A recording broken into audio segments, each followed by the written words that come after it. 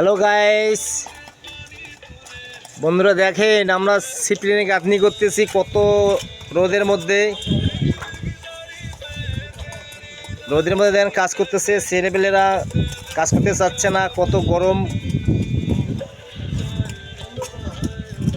আপনারা দেখতে পাচ্ছেন আগামীকাল যদি রোদ হয় তাহলে আমরা কালকে কাজ করব না। এত রোদের মধ্যে কাজ করা খুবই আমাদের জন্য মুশকিল হয়ে গেছে। তো আমি তারপরেও ছেলেদের বললাম তোরা কাজ করো, দমে আরামে করো, সমস্যা নাই। প্রয়োজন পরে আমরা স্পিড ক্যান খেলাবো, ঠান্ডা ঠান্ডা, কোনো সমস্যা নাই। এই দেখেন আমার ফোরম্যান।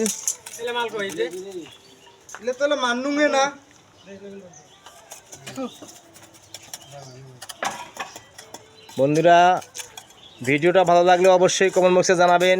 দেখেন বন্ধুরা ঠেলাটা কেমন, নিচে উপরে সব ঘাইমে গেছে।